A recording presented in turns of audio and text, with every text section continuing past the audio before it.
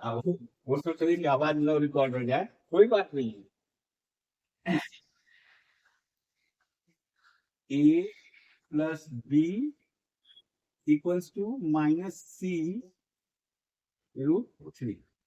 ठीक है, बोला है ए और बी के बीच का एंगल निकालने के लिए, है ना। एंगल बिटवीन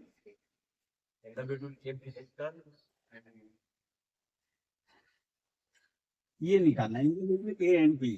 तो हम ए और बी को बाईं तरफ रख रहे हैं, सी को दाईं तरफ भेज दिए।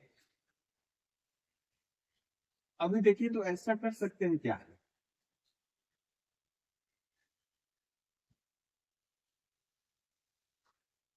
देखिए इधर A plus B vector, A vector plus B vector dot A plus B, A plus B vector. इधर दूसरी तरफ का क्या हो जाएगा बोलो तो, minus A plus B vector किसके बराबर है, minus C vector minus P. ठीक है, लिखा जा सकता है ना, सम स्क्वायर कर दिए, स्क्वायर जैसे करते हैं। तो हाँ, यानी चलिए बोथ साइड स्क्वायर ही किए हैं, लेकिन हम यहाँ देखो, आप ऐसे भी मॉड करके भी कर सकते थे, मॉड देखो, मॉड करके भी कर सकते हैं, मॉड इतना बराबर मॉड इतना, दोनों वेक्टर इक्वल है तो दोनों का मॉडुलस भी सेम होगा। मॉडुलस में यानी मॉड मॉड, तो ये तो पॉजिटिव हो जाएगा। अब स्क्वायर भी कर दे दोनों तरफ, बात है कि अब स्क्वायर कर दे मतलब इतना डॉट, वही एक ही चीज दो बार होगा डॉट में, और यही दो बार होगा, उसी को हम उतना न दे करके डायरेक्ट ऐसे कर दिए, यानी इसी वेक्टर से इसी वेक्टर का डॉट प्रोडक्ट किए तो इधर भी वही होगा।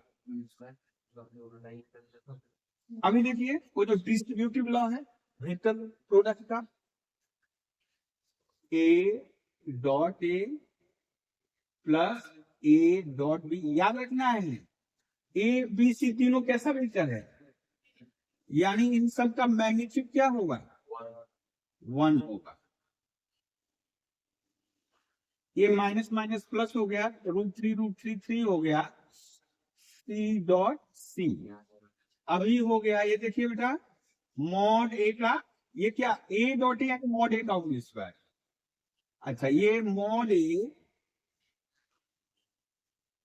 इसको एक्चुअली हम लिख दे रहे हैं 2ab, 2a dot B, 2a dot B plus mod B का whole square plus 3 into mod C का होल स्क्वायर।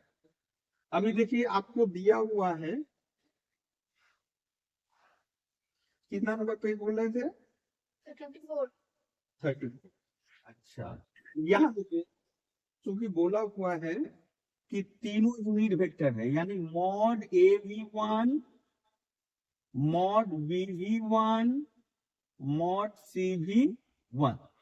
ओके, तो यहाँ हो जाएगा 1, 1 का स्क्वायर 1। अच्छा यहाँ लिख दे रहा है ए बी, और ए और बी के बीच का एंगल यदि हम मान ले थीटा, ए और बी के बीच का एंगल थीटा मान ले तो क्या हो जाएगा, mod A into mod B cos theta. Unit vector है तो इसलिए 1, 1 का स्क्वायर 1, 3 इंटू 1। वैसे स्क्वायर यहाँ रहने को कोई दिक्कत नहीं है। 1 plus 2 into 1 cos theta plus 1 equals to 3, यानी 2 कॉस थीटा, या एक एक दो, 3 में से 2 घट गया 1, तो कॉस थीटा इक्वल्स टू कितना आया बेटा, 1/2। अब कोसाइन में किस एंगल का मान हाफ होता है, कोसाइन में किस एंगल का मान हाफ होता है, cos 60 degree, 60 degree. Sine 30 degree का मान 1/2, तो थीटा बराबर 60 डिग्री। तो जो बोला था दोनों के बीच का एंगल क्या हुआ। अब यदि रेडियन में निकालना है तो रेडियन में क्या हो जाएगा, π/3 रहेगा।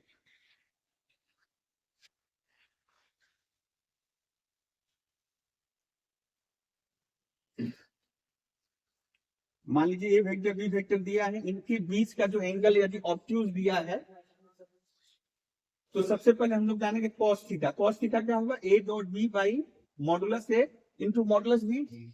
अब यदि थीटा ऑब्ट्यूज होगा, अधिक कोण होगा, अधिक कोण मतलब सेकेंड क्वाड्रेंट में 90 डिग्री से ज्यादा, 180 से कम, यानी सेकेंड क्वाड्रेंट। सेकेंड क्वाड्रेंट में कॉस थीटा क्या होता है बेटा? नेगेटिव। नेगेटिव होता है। यदि फर्स्ट क्वाड्रेंट में होता तो कॉस थीटा क्या होता? पॉजिटिव होता। ऑब्वियसली ये पॉजिटिव होगा। ये बोल रहा है कॉस थीटा नेगेटिव है, यानी ये होल थिंग बिकम्स नेगेटिव। तो सबसे पहले कॉस थीटा निकालेंगे। कॉस थीटा क्या होगा? तो ए डॉट बी, देखिए बेटा, A dot B by modulus A modulus B. अब ए डॉट बी, डॉट तो क्या करते हैं बेटा? आई वाले से आई वाले का कोएफिशिएंट गुणा करते हैं ना, तो X square into 1 X square minus J का कोएफिशिएंट हम लोग गुणा करेंगे minus 5x plus 6, okay, plus 6। Modulus कभी भी नेगेटिव हो सकता है क्या? मॉडुलस का, इसलिए मॉडुलस हम निकालेंगे नहीं, ये एज इट इज रहने, क्योंकि ये लिखेंगे यदि टोटल इतना स्क्वायर प्लस इतना स्क्वायर प्लस इतना स्क्वायर इसका स्क्वायर हो, इतना स्क्वायर प्लस इतना स्क्वायर प्लस इतना स्क्वायर इसका स्क्वायर हो, मॉडुलस को ऑलवेज पॉजिटिव होता है। तो सारा दिक्कत लेकर ऊपर वाले को। अच्छा, ये कॉस थीटा हमारा निकल गया। अकॉर्डिंग टू क्वेश्चन थीटा क्या बोला हुआ है? थीटा इज ऑब्ट्यूज बोला हुआ है। देयरफॉर कॉस थीटा क्या होगा बेटा? Less than 0। कॉस थीटा क्या हुआ? Less than 0। कॉस थीटा का मान क्या है? X square minus 5x plus 6 by modulus A modulus be less than 0। अब एक चीज गौर करो, यदि किसी इनइक्वेशन के असमीकरण, इनइक्वालिटी का साइन रहेगा तो असमीकरण कहेंगे, इनइक्वेशन कहेंगे, अदरवाइज इक्वल रहने से समीकरण इक्वेशन कहते हैं। तो यदि दोनों साइड यदि पॉजिटिव क्वांटिटी से मल्टीप्लाई करें, पॉजिटिव क्वांटिटी से डिवाइड करें, तो sign of inequality never change. हम इसका मतलब दोनों तरफ किससे गुणा कर रहे हैं? मॉड ए मॉड बी से। तो इधर मॉड ए मॉड बी से गुणा करें तो ये कर इधर, और 0 में मॉड ए मॉड बी गुणा करें तो क्या हो जाएगा? 0। तो इसका मतलब हम लिख सकते हैं x square minus 5x plus 6 less than 0। अब 11th क्लास में पहुंच गए। 11th क्लास में वो जो इनइक्वेशन चैप्टर ही था, या फंक्शन जो स्टार्टिंग फंक्शन था, फंक्शन में था इसका डोमेन ऑफ डिफिनिशन, यानी कि इस पोलिनोमियल का डोमेन ऑफ डिफिनिशन क्या होता है।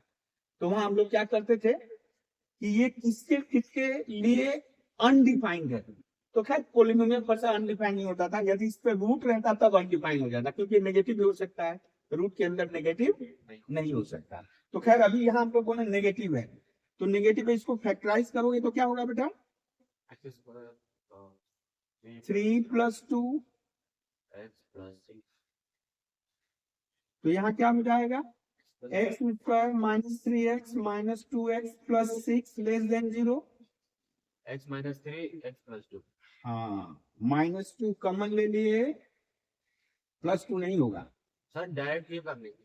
x minus 3 into x minus 2 less than 0। अब यहाँ प्रश्न उठता है कि दो संख्याओं का गुणा नेगेटिव है, दो संख्याओं का प्रोडक्ट नेगेटिव है, ये कब संभव है? यह तभी संभव है आइदर और ये x minus 3 greater than 0 and यहाँ क्या यूज करेंगे? And x minus 2 less than 0। एक पॉजिटिव है एक नेगेटिव है, दो संख्याओं का गुणा नेगेटिव है, मतलब एक उसमें से पॉजिटिव है और एक नेगेटिव है। या एक देखो अभी उल्टा लिखेंगे, पॉजिटिव है या नेगेटिव है, अथवा और x माइनस 3 नेगेटिव है और x minus 2 positive and x minus 2 positive है। अच्छा, यहाँ पे क्या आया बेटा बोलो तो? x का मान 3 से ज्यादा और x का मान 2 से कम। यहाँ x का मान 3 से कम, x का मान 2 से ज्यादा। थोड़ा देखो इसको रियल लाइन पे थोड़ा सा, इधर प्लस इंफिनिटी इधर माइनस इंफिनिटी। देखो बेटा ये बोला 3, x का मान 3 से ज्यादा, x का मान 3 से ज्यादा, इधर x का मान 2 से कम, इधर, तो कॉमन है कुछ बेटा? कॉमन क्या है? Common set, common solution set. Common solution set क्या हुआ? 5। इधर किस तरह बोले तो वहां पर हो जाएगा x का 0 1 2 3 dot dot dot plus infinity, इधर माइनस इंफिनिटी। तो बोल रहा है 2 से ज्यादा, x का मान 2 से ज्यादा 3 से कम।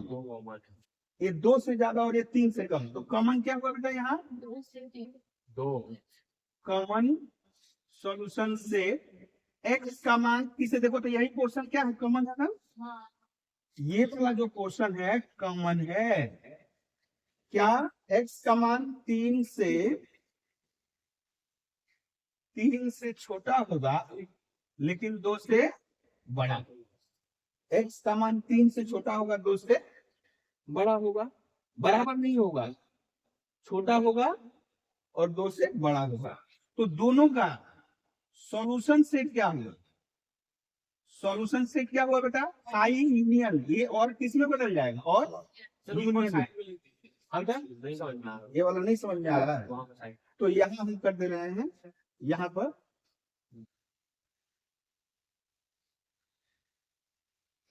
तो सॉल्यूशन सेट क्या हो जाएगा? सॉल्यूशन सेट हो जाएगा फाइव यूनियन इतना। तो 5 मतलब तो कुछ नहीं, तो केवल क्या बचा? x is less than 3 greater than 2 आप लिख सकते हो। यानी मान लो यदि यहाँ पे हो सकता था कुछ आए, यदि आया रहता तो लिखते, नहीं आया है कोई बात नहीं। तो इसका मतलब यही, x का मान 3 से कम 2 से ज्यादा, यही है रिक्वायर्ड आंसर, रिक्वायर्ड रेंज। जो बोला था कि एक वेक्टर ये वेक्टर दोनों के बीच ऑब्ट्यूज एंगल बन रहा है, ठीक है? तो x का मान किसके किसके बीच रहेगा, रेंज पूछा था, ये हमारा रेंज निकल।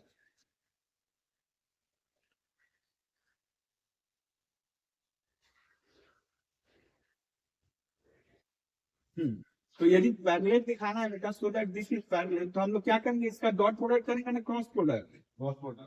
क्रॉस प्रोडक्ट को क्या दिखाना है? 0 जीरो दिखाना है। तो डिस्ट्रीब्यूटिव लॉ लगाएंगे लोग, तो पहले इससे इन दोनों में गुणा करेंगे, फिर इससे दोनों में। तो चूंकि हम लोग जानते हैं प्रॉपर्टी, तो हम लोग सीधे यूज करें a cross b minus a cross c minus d cross b plus d cross c। देखिए बेटा क्लियर है?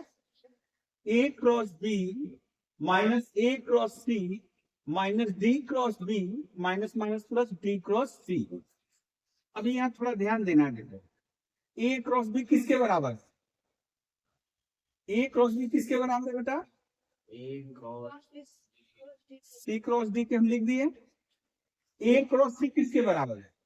b cross b cross d, d cross b plus d cross c। अभी यहाँ ध्यान देना है, एक जैसा देखो यहाँ है ना, लेकिन क्या है? c क्रॉस d है, d क्रॉस c है। तो सर प्लस में तो चेंज कर सकते, ओ ये झूठ हो जाएगा। आप इसको उल्टा कर दोगे, पहले ऐसे कर रहे थे, ऐसे कर रहे थे, तो आपका ऐसे है, यानी c क्रॉस d यदि ऐसे है तो d क्रॉस c कैसे होगा? नीचे नीचे जा रहा है, तो हमको उसको ऊपर करना होगा, तो क्या करना होगा? इसको जब इधर इसको इधर करेंगे तो माइनस साइन आएगा। c क्रॉस d, अच्छा उसी तरह हम यहां भी कर दे रहे हैं। देखिए यदि हम इसको लिख दे बेटा b क्रॉस d, तो एक क्या आएगा? माइनस आएगा, माइनस साइन आएगा, और यहाँ पर भी क्या आएगा? माइनस साइन आएगा। तब तो कट जाए। नहीं, कैंसिल नहीं करोगे भूल से भी, सर कैंसिल कर दो, जीरो आएगा। स्केलर क्वांटिटी नहीं है। हाँ स्केलर क्वांटिटी नहीं है, ये ध्यान देना। ए भी वेक्टर, ए भी वेक्टर, ए भी वेक्टर, ए भी वेक्टर, मैग्नीट्यूड रहता तो आप कैंसिल करके जीरो ला सकते हो। इस वेक्टर में से इस वेक्टर यानी दिस वेक्टर नल वेक्टर हुआ, यानी सी वेक्टर डी वेक्टर, ये कौन सा वेक्टर हुआ बेटा? Null vector. ये बी वेक्टर, ए भी नल वेक्टर, ए भी नल वेक्टर, दो नल वेक्टर जोड़ोगे तो क्या होगा? देयरफॉर, यानी अब यहां देखिए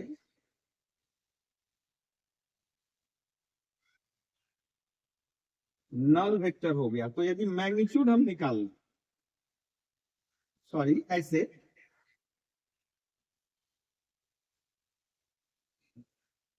इसका मतलब साइन थीटा क्या होगा बेटा? साइन थीटा आप जानते हो ना, जीरो आ गया, नल वेक्टर दिखाने का मतलब ही पैरेलल यहीं पे खत्म हो गया। यानी नल वेक्टर होने का ही मतलब होता है ये दोनों का क्रॉस प्रोडक्ट यदि जीरो है तो क्या हो गया? यही से लिख सकते हो A minus B, sorry A minus D cross A minus D और B minus C are parallel. यदि आपको नहीं समझ में आ रहा कि पैरेलल हुआ तो एंगल बिटवीन दिस टू निकाल लीजिए। साइन थीटा क्या होगा? A minus D cross B minus C by modulus A minus D modulus B minus C. ऊपर वाला जीरो, नीचे वाला तो जीरो, मॉडुलस है जीरो नहीं होगा। क्यों क्यों जीरो नहीं होगा बेटा? यह साफ साफ दिया, ए डी के बराबर नहीं है, ए वेक्टर डी वेक्टर बराबर नहीं है। यदि ए वेक्टर डी वेक्टर बराबर होता है तो ये क्या होता है? नल वेक्टर का मैग्नीट्यूड जीरो होता है। तो अनडिफाइंड जैसा कंडीशन बन जाता। फिर से देखो ये क्यों दिया है, कुछ कारण है। B not equal to C, B and C के बराबर हो जाता है, दोनों इक्वल वेक्टर। यदि बी में से सी घटाएंगे तो भी नल वेक्टर का मैग्नीट्यूड जीरो। और हम लोग पहले से पढ़ते आ रहे हैं कि डिनोमिनेटर जीरो, इसलिए वो कंडीशन दे दिया, यानी जीरो आए। साइन थीटा बराबर जीरो, तो साइन थीटा बराबर साइन जीरो, थीटा बराबर जीरो। इसका मतलब दोनों के बीच का एंगल जीरो है, यानी पैरेलल।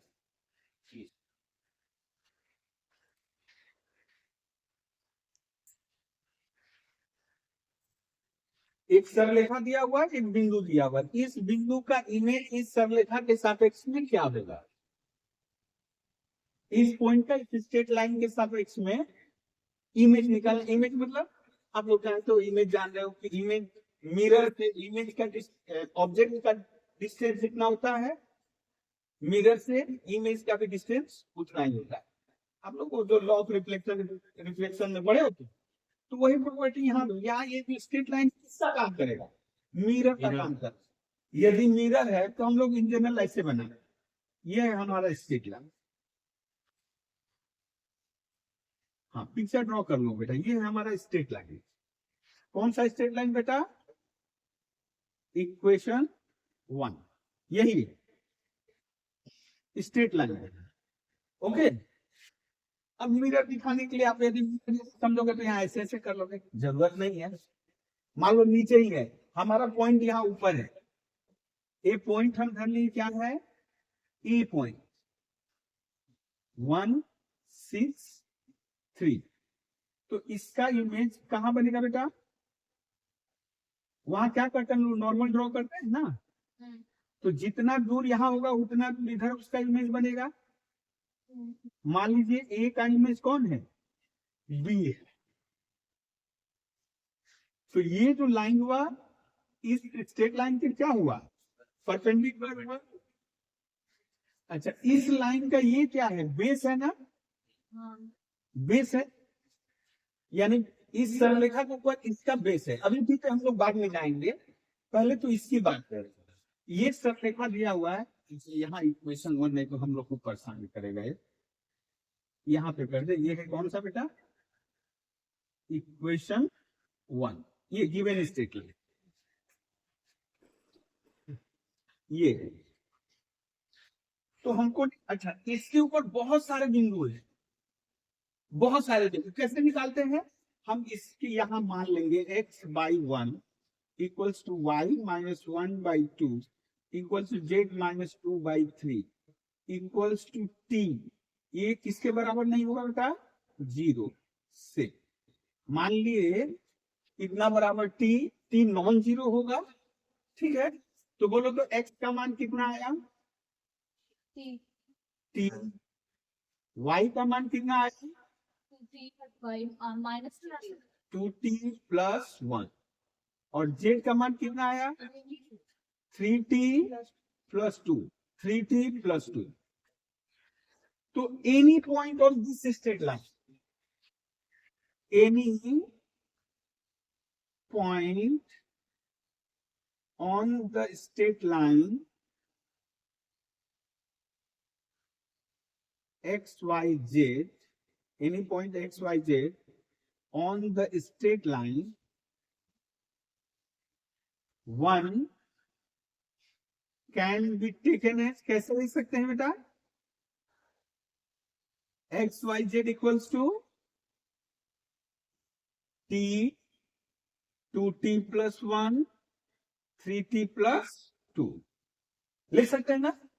t का मान अलग अलग, मान लो t का मान 0 होगा तो यहाँ कोई पॉइंट है, t का मान 1 होने से, सॉरी t का मान 0 नहीं होगा, t का मान 0, t का मान 1 होने से कुछ और रहेगा, t का मान -2 होने से कुछ और रहेगा, ठीक है। तो यानी t का मान यदि 0 हो जाना तो ये केवल 0 1 2 दिखाएगा। अभी फिलहाल भी हम उसको 0 नहीं ले, नहीं तो कुछ दिक्कत आएगा, जो भी है। तो हम लोग धर लिए let C, let coordinate of C B, coordinate C किसके ऊपर, इसी रेखा के ऊपर है ना। सी बिंदु किसके ऊपर है? वो जो गिवन स्टेट है ना उसी के ऊपर है। और किसके ऊपर है? ये जो जिस बिंदु का इमेज निकालना था, तो जानते हैं यदि हम जो वहां से नॉर्मल खींचेंगे, नॉर्मल, तो नॉर्मल पे ही वो इमेज आएगा। तो अभी हम नीचे का हिस्सा नहीं बात कर रही है, सी यानी जहां काटा सी भी उसी के ऊपर पड़ेगा।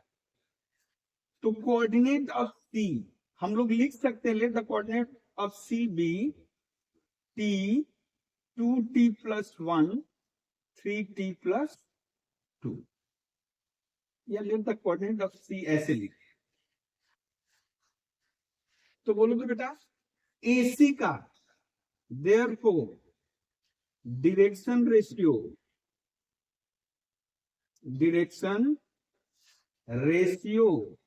of AC क्या लिखेंगे बेटा? बोलो तो डायरेक्शन रेशियो ऑफ ACR क्या लिखेंगे? इस यहाँ पे जो आया है, ये जो बिंदु आया है t 2t plus 1 3t plus 2, this minus this या दिस, तो हम लोग क्या लिखेंगे? t minus 1 फिर 2t plus 1 2t plus 1 minus 6, तो 2t plus 1 minus 6 कितना हो जाएगा बेटा? 2t minus 5, फिर 3t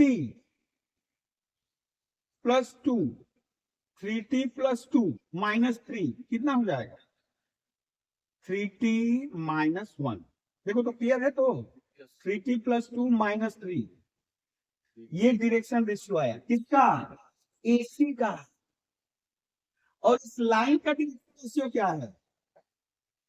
कहां से मिलेगा बेटा? बोलो तो again direction ratio of the straight line 1, straight line 1R नीचे होता है ना, नीचे वाला ये जो संख्या होता है ये क्या देता है? Direction ratio. हम लोग पढ़ते हैं x minus x1 by A, y minus y1 by B, z minus z1 by C. x1 y1 z1 से पास कर रहा है और डायरेक्शन रेशियो ABC। तो ये 1 2 3। हम थोड़ा गौर करो, वेक्टर में डाल डायरेक्शन रेशियो पता है तो वेक्टर क्या पाएंगे बेटा? इतना i, ख्याल करो थोड़ा, इतना i प्लस इतना j प्लस इतना k। और इस लाइन के अलोंग किसी वेक्टर को क्या लिख सकते हैं? आई प्लस 2j प्लस 3k, याद आ रहा है? तो इसके अलोंग किसी वेक्टर को डायरेक्शन रेशियो पता है, तो उस लाइन के अलोंग किसी वेक्टर को लिखना हो तो आई जे की गुणा करके लिख दो, इसमें भी आई जे के गुणा करके लिख दो। अब बोलो वेक्टर, ये भी वेक्टर पता चल गया, ये भी वेक्टर पता चल गया, तो दोनों के बीच का एंगल तो हमें पता है क्या है, परपेंडिकुलर है ना, तो डॉट प्रोडक्ट क्या होगा? 0 S AC and straight line one are perpendicular to each other, एक दूसरे के क्या है? परपेंडिकुलर है, तो इनका डॉट प्रोडक्ट क्या होगा बेटा? इसका चूंकि वेक्टर में हम आई जे के कर लिए, लिखने की जरूरत नहीं है, आई जे के कर लिए हैं, तो डॉट प्रोडक्ट इनका 0 होगा, यानी t-1 आई यहां था A B i into 1 plus 2t minus 5 into 2 plus 3t minus 1 into 3, क्या हो जाएगा बेटा? क्यों 0 हुआ समझ आया ना? डॉट प्रोडक्ट दो वेक्टर यदि परपेंडिकुलर होता है तो ए डॉट बी बराबर 0। अब यहां देखो एक इक्वेशन आ गया, यहां से आप t को सॉल्व करके निकालो। ओ बाबा, हम बार बार बेटा बेटा कर रहे हैं, वीडियो कोई देख लिया तो हमको गालियां देगा। 9 4 13 14 14t, ये भी हो गया 14। तो देखिए बेटा यहां से t का मान कितना आया? 1, यहां से t का मान आया 1, ठीक है। जैसे ही t का मान आया आप तुरंत बैठा दो, कहां पे बैठाएंगे? ये वाला बैठेगा C में, C पॉइंट आपका निकल गया, यहां बैठ जाए। Therefore, coordinate C equals to क्या हो जाएगा बेटा? t की जगह 1 बैठाओ, 2 इंटू 1 प्लस 1, 3 इंटू 1 प्लस 2, यानी हो गया 1 3 5। ये C बिंदु अभी तक निकला, B बिंदु नहीं निकला है, कौन सा निकला भाई? C बिंदु। अच्छा अभी थोड़ा गौर करो बेटा, यदि हम इसको मान ले x1 y1 z1 से, और B क्या है? किसका इमेज है? A का इमेज है। B को हम लोग क्या मान लिए हैं? या लिख ले B x1 y1 z1 be the image of A163 with respect to straight line 1। तो ये बताओ बेटा, CA की दूरी CB की दूरी बराबर होगी ना? हम लोग क्या जानते हैं? ऑब्जेक्ट की दूरी मिरर से जितनी होगी, इमेज की दूरी भी मिरर से उतनी ही होगी। इसका मतलब हम बोल सकते हैं कि AB का मध्य बिंदु कौन होगा? C होगा।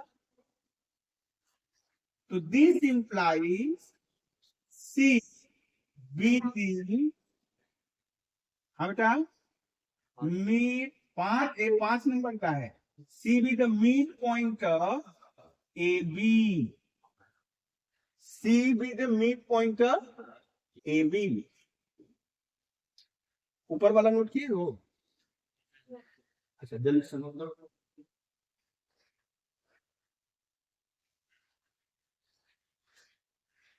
अब देखिए C मिड पॉइंट है AB का, तो पहले हम AB का मिड पॉइंट निकाल लें।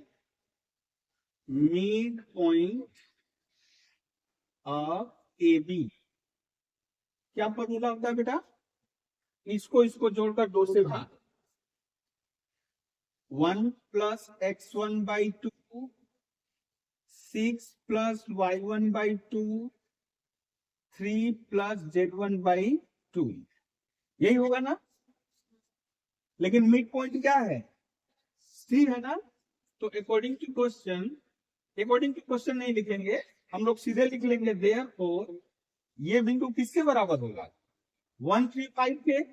आप अकॉर्डिंग टू क्वेश्चन लिख सकते, कोई दिक्कत नहीं। According to question 1 plus x1 by 2 6 plus y1 by 2 3 plus z1 by 2 ये z है इक्वल्स टू 135।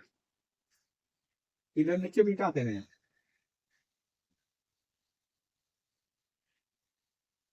लिख लिए थे तो ये देखिए आपका हो गया 1 प्लस x1 यानी बराबर है इसे थ्री ट्रिपलेट्स किसी दूसरे ट्रिपलेट के बराबर है, तो ये इसके बराबर होगा, ये इसके बराबर होगा, ये इसके बराबर, तो ये 1 के बराबर। तो यहां से x1 का मान क्या आएगा 2 1 जा 2 -1 यानी 1 6 प्लस y1 बाई 2 बराबर 3।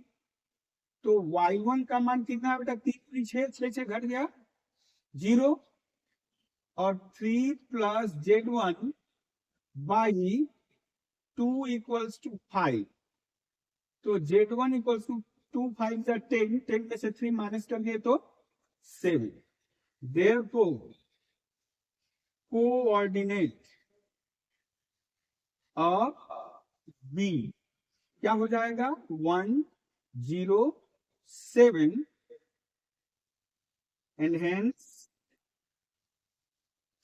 image of 163 with respect to straight line 1 is 107। यहां हो सकता है कैलकुलेशन में कहीं ना कहीं भूल हो, लेकिन तुम लोग इसको फिर से रेक्टिफाई कर लोगे। हाँ 4C का 2। अच्छा सरल रेखा यदि हम लोग ले स्ट्रेट लाइन का इक्वेशन दिया है ये, तो यहां से देखो तो ये इस बिंदु से यदि यहां से क्या इंफॉर्मेशन मिल रहा है बेटा इस बिंदु से पास कर रहा है सरल जिसका पोजीशन वेक्टर है i प्लस 2j माइनस के, और ये किसके पैरेलल है इस सरल किसके पैरेलल है i minus j plus k के पैरेलल है ना। याद रखोगे यहाँ से जो इंफॉर्मेशन मिल रहा है ये किसके पैरेलल है, तो यहाँ b यहां से मिल गया b i minus j plus k, यानी एक नंबर जो सरल रेखा है किसके पैरेलल है तो बी वेक्टर के पैरेलल है। ठीक है, अभी इस प्लेन का अभी जो एक फॉर्म देख रहे थे r डॉट n बराबर c, n क्या था प्लेन के नॉर्मल। ये सपोज हम ऐसे प्लेन बनाए, एक प्लेन बनाए, ठीक है, ये मान लीजिए नॉर्मल है, ये क्या है आपका नॉर्मल। क्या दिया हमें बेटा नॉर्मल का n की जगह कौन बैठा हुआ है, ये n की जगह कौन बैठा हुआ है, ये हुआ आपका n वेक्टर। तो n वेक्टर बराबर हम लोग लिख सकते हैं 2i माइनस j प्लस के, क्लियर बेटा। और कोई लाइन है ऐसे, अब वो लाइन उसको इंटरसेक्ट कर रहा है ना क्या कर रहा है नहीं पता, कोई लाइन है ऐसे, कोई लाइन है ऐसे, ठीक है। तो ये जो लाइन है किस वेक्टर के पैरेलल है, वो i माइनस j प्लस के, i माइनस j प्लस के पैरेलल है, ये बी वेक्टर है। प्लेन से आपको क्या मिला नॉर्मल, और यहां से क्या मिला पैरेलल, यानी कि इस सरलरेखा से मिला कि पैरेलल है। अब बोल रहा है क्वेश्चन क्या है, internal angle between the straight line and the plane, plane और स्ट्रेट लाइन के बीच का एंगल। और हाँ बोलो। वो i प्लस 2j माइनस 6 जो है वो क्या है, ये नहीं वो क्वेश्चन सब इक्वेशन 1 में जिससे पहले लिखा है ये हाँ ये जो सरलरेखा किस बिंदु से पास कर रहा है, यानी जिस बिंदु से हम लोग लिखते हैं ना vector equation of straight line plus T B, तो ये जो स्ट्रेट लाइन है ए बिंदु से जिस बिंदु से पास कर रहा है उसका पोजीशन वेक्टर, और ये क्या है जिस बिंदु किसके पैरेलल, ठीक है। तो अभी यदि इन दोनों के बीच का एंगल निकालना है, इंटरनल एंगल, तो पहले हम लोग, अच्छा ये जो प्लेन है यानी इनके बीच का एंगल यदि हम लोग धरे, इसके पहले यदि समझ लो यहां से गया भीतर, ठीक है ना, मान लो कि ये गया, ये नॉर्मल है, लाइन ऐसे है, लाइन मान लो कि इंटरसेक्ट कर रहा है, या मान लो इधर से है तो हम सोच ले कि इधर से है। एक्चुअली देखो ये हुआ एंगल, प्लेन और इसके बीच का एंगल ये हुआ, और ये जो एंगल है क्या किसके बीच हो रहा है, नॉर्मल और स्ट्रेट लाइन के बीच, नॉर्मल और स्ट्रेट लाइन का बीच। तो आपको कौन सा एंगल निकालना है, इनके बीच का एंगल ये निकालना, ये निकालना। तो पहले हम ये निकाल रहे और 90 डिग्री से माइनस कर देंगे तो हो जाएगा।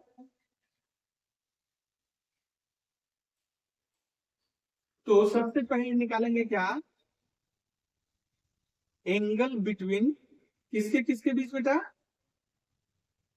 बिटवीन बी एंड, या ऐसे बोले स्ट्रेट लाइन 1 लेफ्ट कर दे, angle between straight line 1 and normal to the plane to be theta। तो बोलो cos थीटा क्या हुआ बेटा, b dot n by mod b, याद रहता है b वेक्टर। बोले इन दोनों का डॉट प्रोडक्ट क्या हुआ, बोलो तो 0। नहीं, डॉट प्रोडक्ट 0 कैसे हो जाएगा, इनका 2 into 1 2 प्लस 1 प्लस 1 मतलब 4। 4। अच्छा, अब b का मॉडुलस 1 स्क्वायर, 1 स्क्वायर माइनस 1 का भी स्क्वायर, 1 स्क्वायर होगा 1 स्क्वायर, अच्छा √3। हाँ ये भी ठीक है, 4 प्लस 1 ये हटा ही दे, और √6 तो हो जाएगा 4 बाई √3 इंटू एक ही में कर लें, हाँ 6, 4 1 5 1 6, 6 3 18, 4 बाई 3 बाहर ले लिए √2, ठीक है। तो कितना हो जाएगा बेटा, √2 ओ सॉरी 2√2 बाई 3। ये कुछ गड़बड़ नहीं ना हो रहा है, देख लो तो। हाँ सही है, 3√2 ठीक है, 2√2 यानी 2√2 बाई 3। तो इन दोनों के बीच का एंगल क्या हो गया, 2√2 बाई 3, ठीक है। सर 2 ऊपर कैसे आया, 4 के 3 सर अच्छा ठीक, तो ये cos थीटा निकला, तो एंगल क्या निकला, थीटा क्या निकला, cos इनवर्स 2√2 बाई 3। एक्चुअली हमको निकालना है, हम निकालते यदि रिक्वायर्ड एंगल इक्वल्स टू, आप लिख सकते हो pi by 2 minus cos inverse 2 by 3। ये निकल गया तो 90 डिग्री से क्या करेंगे, माइनस कर देंगे। माइनस कर देंगे तो इनके बीच का एंगल आ जाएगा। अब इसको आप लिख सकते हो साइन इनवर्स 2 सर नीचे जो लाइन डाले, ये वाला, हाँ ऐसे समझाने के लिए टाने, हम मान लो कि ये जो लाइन है इनके बीच का एंगल, अब एक्चुअली हमको दिखाए मतलब वही बोल रहे हैं जो पैरेलल जाते हैं उसके, ये नॉर्मल, हाँ ये लाइन ऐसे हो सकता है, ऐसे कैसे भी हो सकता है, जैसे भी हो, मान लीजिए हम बोले ऐसे ही चला गया, ये ऐसे चला गया, तो एक्चुअली प्लेन और इस स्ट्रेट लाइन के बीच ये एंगल है ना, यही एंगल है ना, समझ में आया, ये एंगल है, लेकिन हम दिखाते हैं इसके बीच का एंगल, तो पाई बाई 2 में से ये माइनस कर देंगे तो आ जाएगा, ठीक है ना। तो रिक्वायर्ड एंगल, अच्छा ये हो गया एक्चुअली आपका, आप इसी को लिख सकते हो साइन इनवर्स 2√2 बाई 3, इसी को क्या लिख सकते हो, साइन इनवर्स 2√2 बाई 3। लास्ट में देखो आंसर,